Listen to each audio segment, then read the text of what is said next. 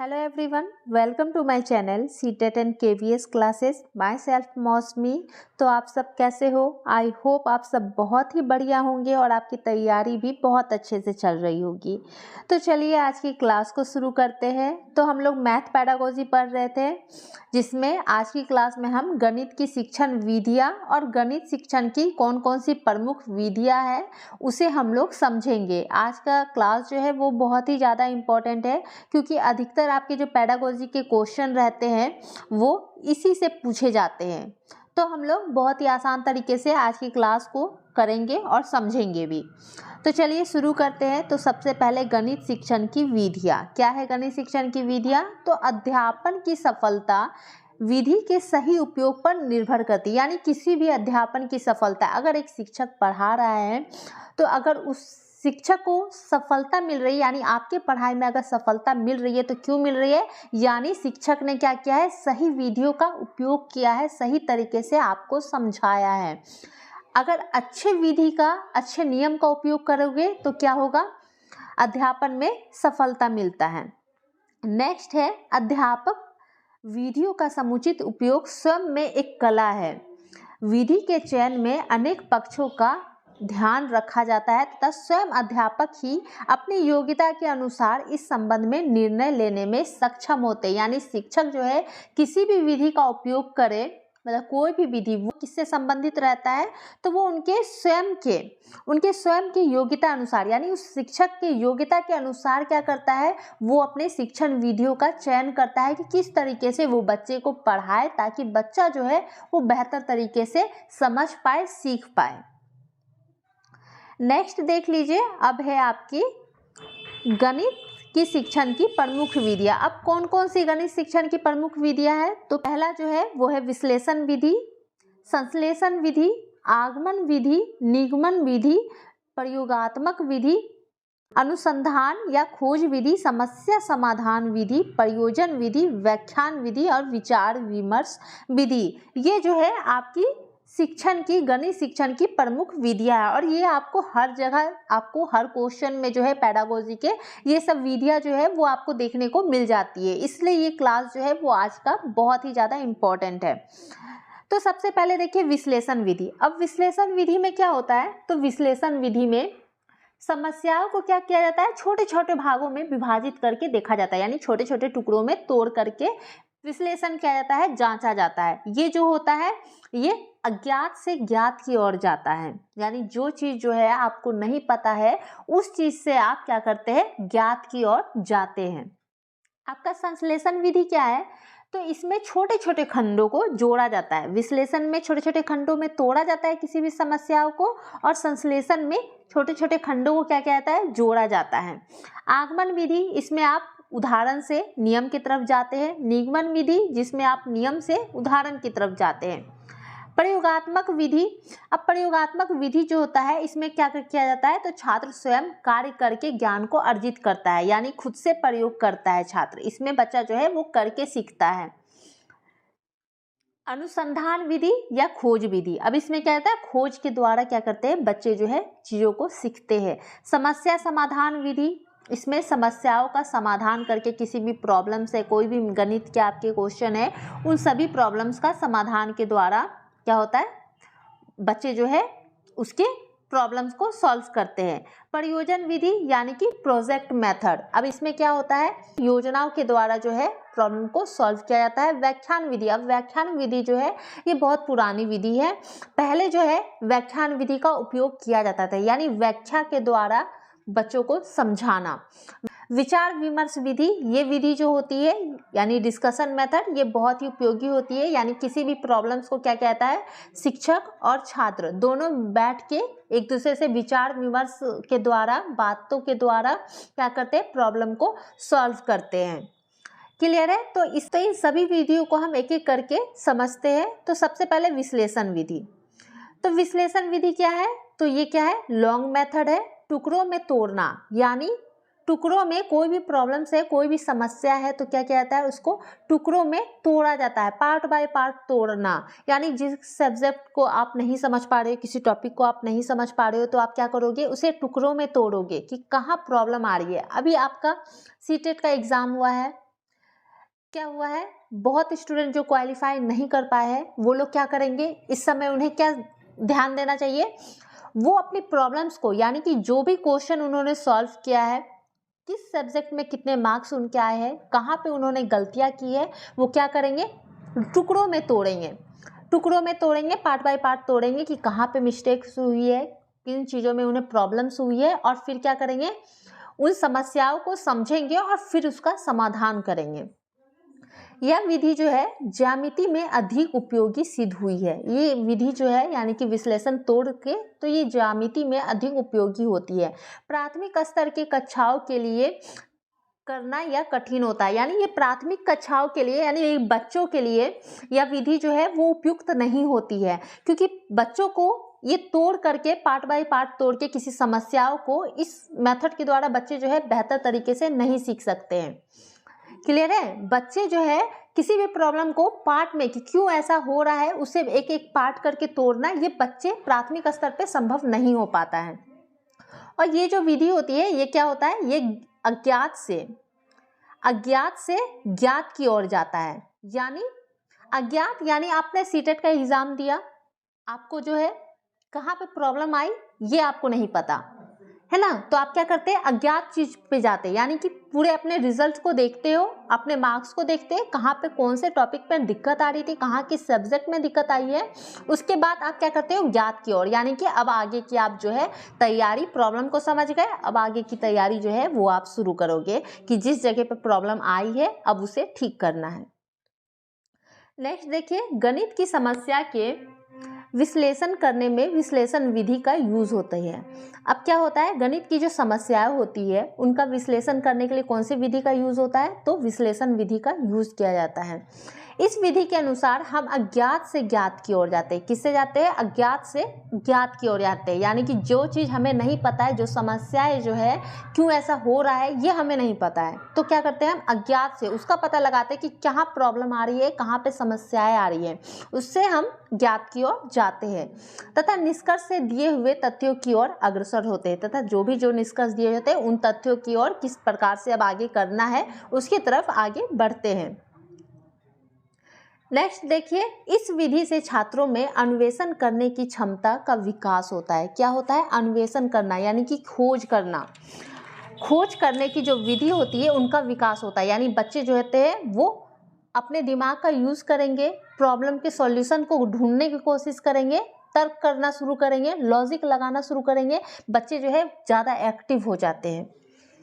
आत्मनिर्भरता, अब जब खोज विधि जब शुरू करते हैं बच्चे जो है प्रॉब्लम का समाधान क्या है उसे खोजने के लिए जब आगे बढ़ते हैं तो क्या होता है, उसमें आत्मनिर्भरता की भावना जो है वो विकसित होती है कि बच्चे जो है वो खुद से अपने प्रॉब्लम को सॉल्व कर पा रहे हैं, बच्चे जो है कहाँ समस्याएं आ रही है उसे समझ पा रहे हैं, तो क्या कर रहे हैं, उसमें आत्मनिर्भरता का विकास हो रहा है। इस विधि में चिंतन सजीव एवं रोचक होता है। अब इस विधि में क्या होता है, चिंतन जो होता है वो सजीव और रोचक होता है, यानी कि उस चीज़ को जानना कि प्रॉब्लम कहाँ आ रहा है, तो क्या होता है वो बहुत ही रोचक हो जाता है तथा विद्यार्थी को तर्कसंगत विधि से सोचने का अवसर मिलता है। तर्कसंगत विधि के द्वारा, यानी कि उसके समस्या का समाधान तर्कसंगत होता है, उसे सोचने में क्या मिलता है, उसे अवसर मिलता है।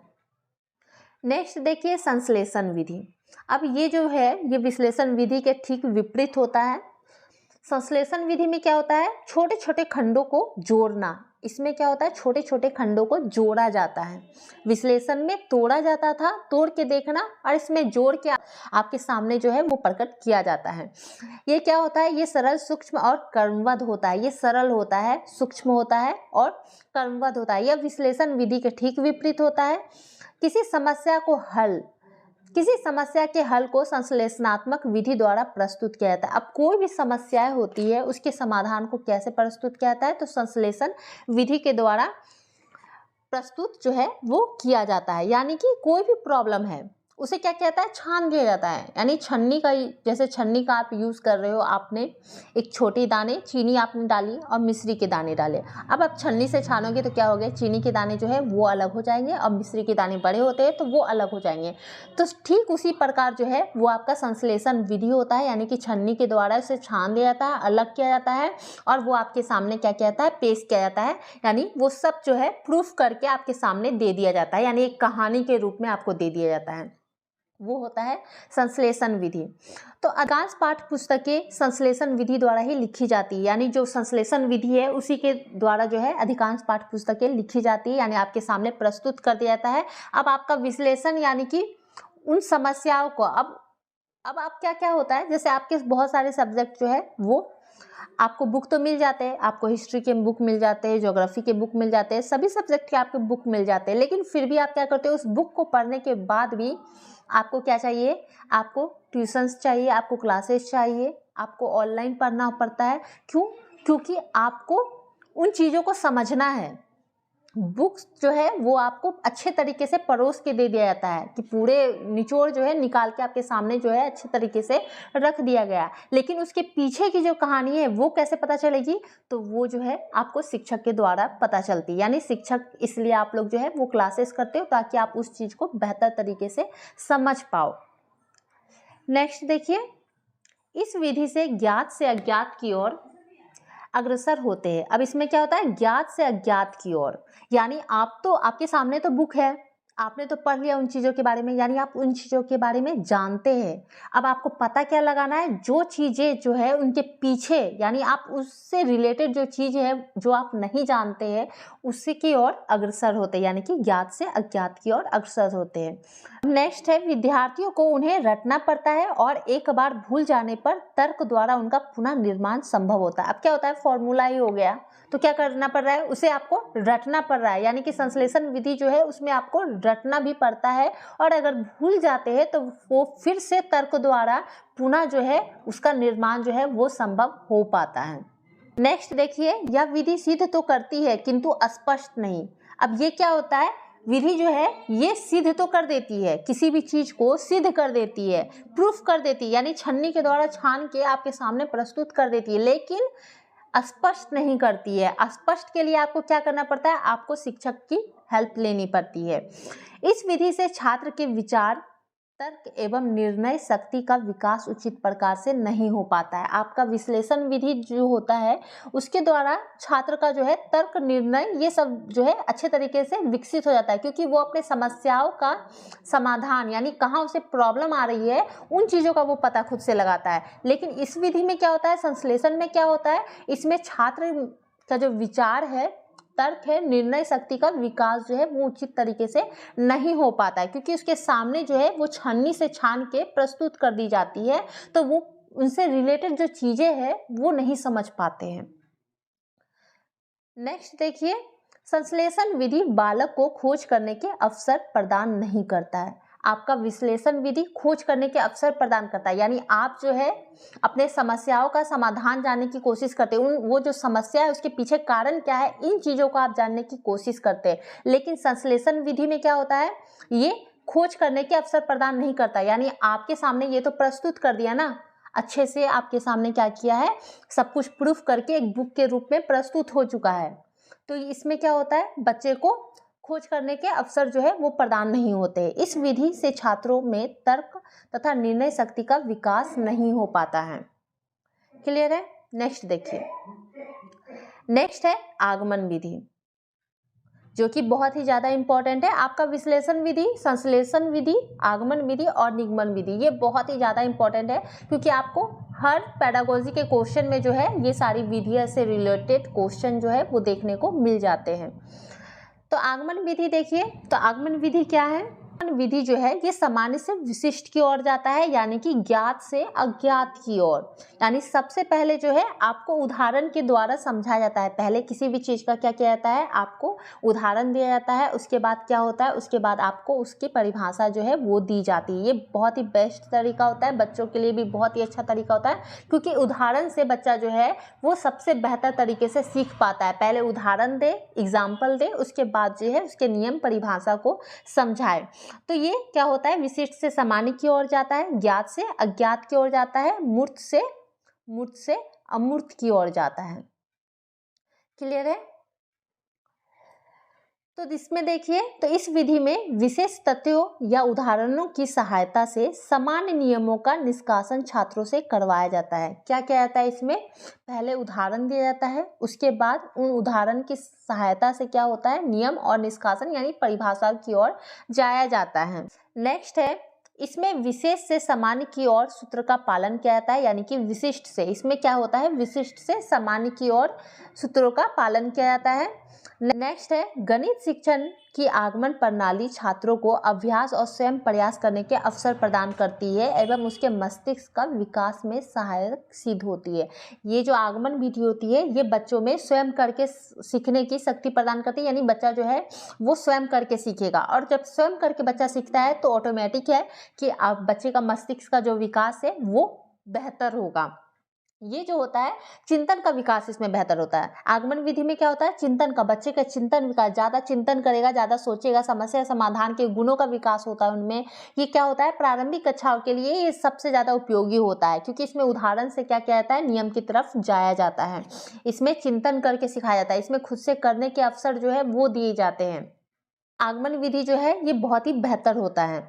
तो आगमन विधि के द्वारा प्राप्त किया गया गणित ज्ञान बालक के मस्तिष्क में सदैव के लिए बैठ जाता है। अब आगमन विधि के द्वारा जो भी गणित ज्ञान प्राप्त किया जाता है, यानी अगर आपको उदाहरण के द्वारा अगर कुछ समझाया जाए, किसी भी चीज़ का अगर आपको एग्जाम्पल दिया जाए, उसके बाद आपको नियम की तरफ ले जाए, तो सबसे ज़्यादा आपके दिमाग में क्या सेट रहेगा, वो एग्जाम्पल सेट रहता है दिमाग में, जिससे जो है आराम से आसान तरीके से आपके दिमाग में हमेशा के लिए फिक्स हो जाता है और आप आसान से कोई भी क्वेश्चन जो है वो सॉल्व कर लेते हैं।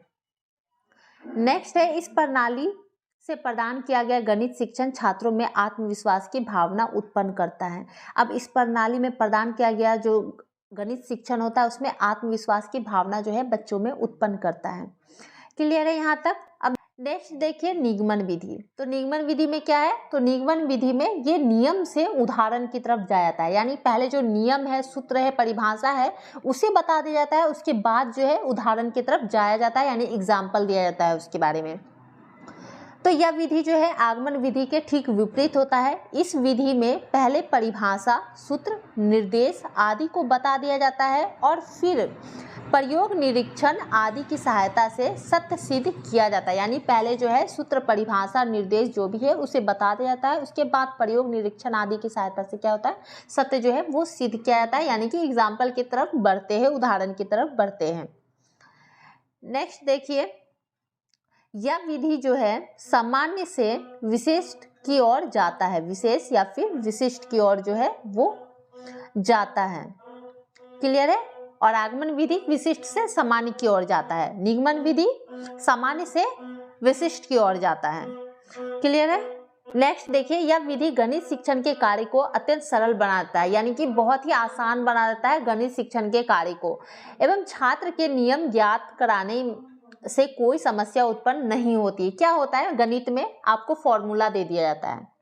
अब आप क्या करोगे, आपको जब फॉर्मूला मिल गया, आपको नियम मिल गया कि किस नियम से आपको उस मैथ्स के प्रॉब्लम को सॉल्व करना है, तो क्या हो जाता है, आपके लिए मैथ्स बहुत इजी हो जाते हैं। आप आसान तरीके से मैथ्स के प्रॉब्लम को सॉल्व कर सकते हो।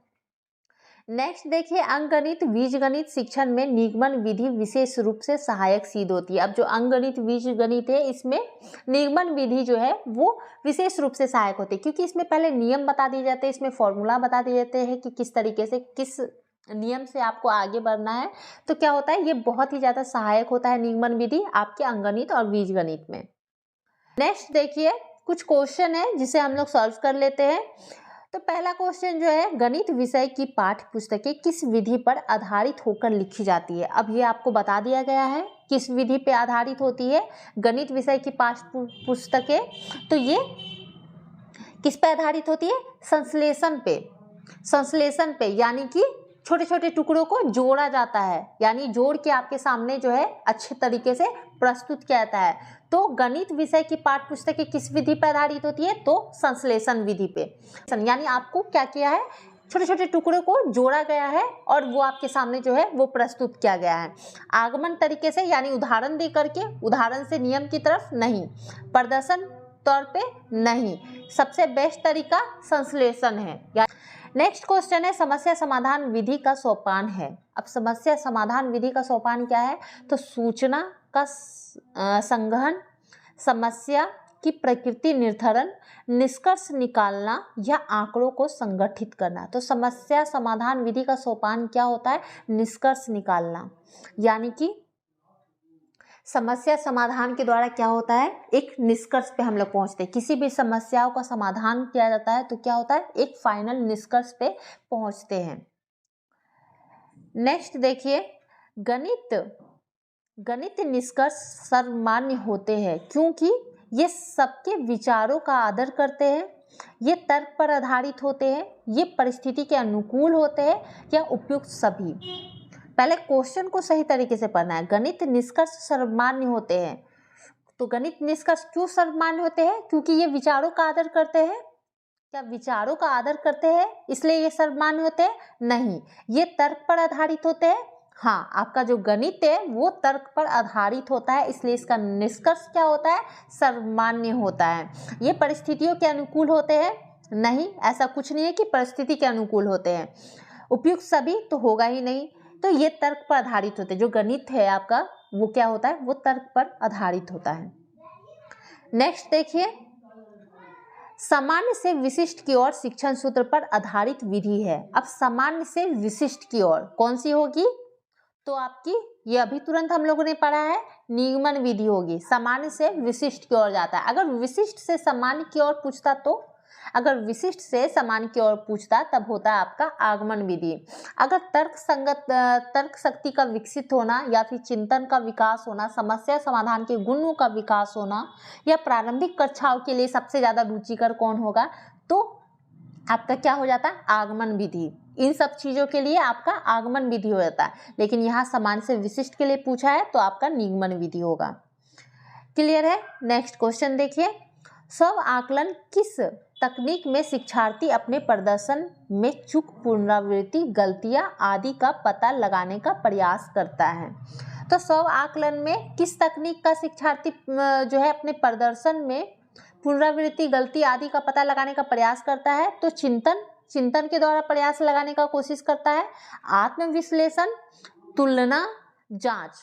तो सबसे पहले जांच के द्वारा पता लगाने की कोशिश नहीं करता है, तुलना के द्वारा यानी किसी से तुलना करना कि वो इस चीज में बेहतर है या नहीं। क्योंकि यहाँ देखिए पर क्वेश्चन में देखिए ये स्व आकलन पूछ रहा है, यानी बच्चा जो है वो खुद का आकलन कैसे करेगा, खुद का आकलन कैसे कर रहा है, अपनी गलतियों का पता कैसे लगा रहा है, पुनरावृत्ति, चूक आदि का जो पता लगाने का प्रयास कर रहा है वो कैसे कर रहा है? तो वो कैसे करेगा? वो आत्म विश्लेषण के द्वारा करेगा, यानी कि वो खुद का विश्लेषण कर रहा है। यहाँ पे क्या कर रहा है? बच्चा को स्व आकलन हो रहा है, यानी वो खुद का आकलन कर रहा है, अपनी खुद की गलतियों का आकलन कर रहा है। तो वो किसके द्वारा होगा? तो वो आत्म विश्लेषण के द्वारा, यानी बच्चा जो है वो खुद के आत्म विश्लेषण कर रहा है, खुद का ही आकलन कर रहा है। क्लियर है? क्लियर है यहाँ तक? चलिए, तो आज की क्लास में इतना ही। कहीं भी कोई भी डाउट्स अगर आप लोग की रह गई हो या फिर कुछ भी प्रॉब्लम हो तो कमेंट्स करके ज़रूर बताइएगा। कोशिश रहेगी कि आपके सारे प्रॉब्लम को, सारे डाउट्स को क्लियर किया जाए। तो वीडियो पसंद आई हो तो वीडियो को लाइक, शेयर और चैनल को सब्सक्राइब जरूर कर लीजिएगा। Thank you.